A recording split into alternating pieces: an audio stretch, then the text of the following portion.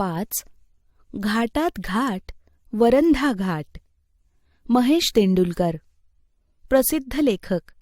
त्यांची bunch trekking, साद पन्हाळा ते विशाळगडची, साद शिवकालीन दुर्गांची, शिलालेखांच्या विश्वात, गड मंदिरावरील द्वारशिल्प, भटकंती कुडाळ वेंगुर्ल्याची, भटकंती अनलिमिटेड, किल्ले जिंजी, किल्ल्यांच्या दंतकथा अशी ऐतिहासिक माहितीपर पुस्तके, गोव्यातील पर्यटन हे प्रवासवर्णन इत्यादी पुस्तके प्रसिद्ध आहेत. प्रस्तुत पाठात सह्याद्रीमधील वरंधा घाट, वरंधा घाटाची वैशिष्ट्ये व तेथे घेतलेले अनुभव लेखकाने मांडले आहेत. हा पाठ भटकंती अनलिमिटेड या पुस्तकातून घेतला आहे. ज्येष्ठ महिना सुरू झाला की पावसाचे वेध लागतात. सोसाट्याचा वारा आणि पहिल्या पावसाच्या सरींची वार्ता पसरवणारा मातीचा सुगंध हे अगदी प्रत्येक वर्षी येतच असतं. तरीही ते दरवेळी नवीन वाटतं. बालपणी बेफाम होऊन येग येग सरी माझे मडके भरीच्या तालावर पावसात चिंब चिंब भिजणं आणि त्याबद्दल आई वडिलांकडून पोटभर मार खाणं. आजी आजोबांकडून कागदी होड्या करायला शिकून त्या पावसाच्या पाण्यात सोडण्यासाठी पुन्हा पुन्हा पावसाची आतुरतेनं वाट पाहणं, अशा कितीतरी आठवणी घेऊन दरवर्षी पाऊस येत असतो. पण मोठं झाल्यावर इंद्रधनुष्यात उमलणाऱ्या रंगांचे अर्थ उमगू लागतात, बरसण्याचा अर्थ कळू लागतो आणि हुरहुर तळमळ अशा शब्दांचा थेट प्रत्यय येऊ लागतो.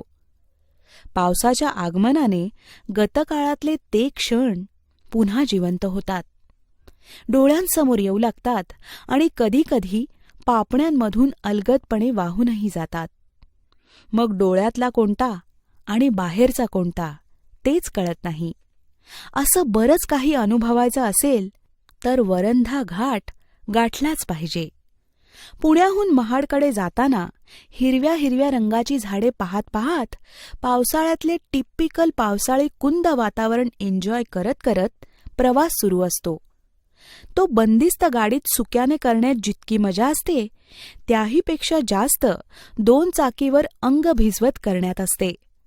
पावसाचं पाणी अंगावर घेत आणि रस्त्यावरून येणाऱ्या जाणाऱ्यांच्या अंगावर उडवत, बेफाम वारा छातीवर झेलत, आवडती गाणी गुणगुणत पावसाळी प्रवास करण्यातली मजा तर काही औरच असते. असा शरीर गारठवणारा आणि मनाला उभारी देणारा प्रवास कधी संपूच नये असं वाटतं. पण पाहता पाहता मैलांचे दगड मागे पडत जातात आणि आपण येऊन पोहोचतो ते वरंधा घाटात. घाटात घाट वरंधा घाट, बाकी सब घाटियां असे इथे आल्यावर वाटते. पाण्यावर झुकलेल्या हिरव्या गच्च झाडीतून रोरावत बाहेर येणारे धबधबे, दरीतलं हिरवं रान, ढगाळलेले डोंगर, पावसाची संततधार, मोठमोठ्या दगडांवर आसूड मारत धावत खळाळत वाहणारं पाणी, असं निसर्गाचं विहंगम दृश्य डोळ्यांसमोर येतं अन नजरेचे पारणे फेडून जातं.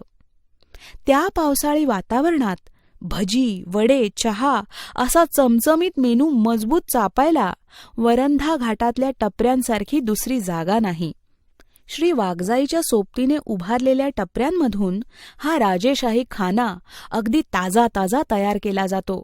गरमागरम कांदा भजी, आलं लसूण घालून तळलेला गरमागरम बटाटे वडा आणि सोबत वाफाळलेला चहा. बाहेर बरसणाऱ्या पावसाकडे पाहात या गरमागरम मेनूचा आस्वाद घेत, रानवाऱ्याचं घोंघावणं ऐकत, विजेचं लखकन चमकणं अन कडाडणं मनाच्या हार्ड डिस्कवर स्टोअर करत कसा वेळ जातो तेच कळत नाही. बराच वेळ गेल्यावर थोडंसं भिजावंसं वाटतं, पाय मोकळे करावेसे वाटतात, थोडं डेअरिंग करावंसं वाटतं. जर असं खरंच वाटत असेल तर इथे अशा जिगरबाज भटक्यांसाठी कावळ्या किल्ला सज्ज आहे. कावळ्या किल्ला तसा बराच मोठा आहे. तो फोडूनच वरंधा घाटाचा शेवटचा टप्पा तयार केला आहे. श्री वाघजाई मंदिराच्या बरोबर वरच्या भागात डोंगर माथ्याजवळ 9 टाक्यांचा समूह आहे. कोणे एकेकाळी तो कावळ्या किल्ल्याचा एक भाग होता. भजी, वडे, चहाच्या टपऱ्यांच्या बाजूने अवघ्या 10-15 मिनिटातच इथं जाऊन पोचता येतं. पाण्याला जीवन का म्हणतात ते इथं आल्यावर कळतं. काळ्याशार पाषाणात खोदलेली पाण्याची ती टाकी कित्येक वर्षे कित्येकांची तहान भागवत असतील कोण जाणे. ओल्या वाटेने परत जाताना अंगावरचे कपडे हमखास रंगतात, कारण पायवाटच तशी रंगीली आहे. परत एकदा आपण डांबरी रस्त्यावर येतो. उजव्या हाताच्या वळणावर कावळ्या किल्ल्याकडे जाणाऱ्या पायवाटेवर नजर स्थिरावते. बांधीव पायऱ्या पार करून अरुंद पायवाटेने कारवीच्या झाडातून हृदयाची धडधड वाढवणारा ट्रेक सुरू होतो. वरंधा घाटाच्या उत्तरेला पसरलेल्या डोंगराच्या सोंडेवरून जाताना डावीकडे खाली वरंधा घाटाचा कोकणात उतरत जाणारा वळणावळणाचा रस्ता दिसतो. इथून पाय सटकला की थेट समर्थांच्या शिवथर घळीत. तेव्हा जर कोकणात जायचं नसेल तर देशावरच्या मातीत सावधपणे पावलं टाकत टाकत जायला हवं. डोंगरधारेच्या कड्यावरून जाणारी अरुंद पायवाट एका सपाटीवर येऊन थांबते. तशी सपाटी ही अरुंदच. तिथून पुन्हा एकदा कारवीची झाडी बाजूला करत करत शेवटी एका टेकाडाची उतरण उतरून अखेरची चढाई समोर येते. इथून वरंधा घाटाचं मस्त दर्शन घडतं. डोंगराच्या सोंडेच्या शेवटी ज्योत्याचे अवशेष आणि ढासळून गेलेल्या बुरुजाचे अवशेष दिसतात. कोकणातला निसर्ग पाहत काही वेळ इथंच शांत उभं राहायला हवं. निसर्गगीत अनुभवायला हवं. परतीच्या प्रवासात डोळ्यात साठवलेले ते पावसाचे 4 क्षण, अरुंद पायवाटेवरून अनुभवलेला तो थरार, कारवीच्या झाडाचे ते काळकन मोडणं आणि त्याचा आवाज ऐकून काळजात लख्ख होणं अन लगेच त्यातून सावरणं, हे सारं सारं काही आठवत राहतं. हसता हसता रडवणारा आणि रडत रडत हसवणारा हा ट्रेक एन्जॉय करायचा असेल तर वरंधा घाटाच्या दिशेने आपल्या गाडीची चाकं वळवायला हवी.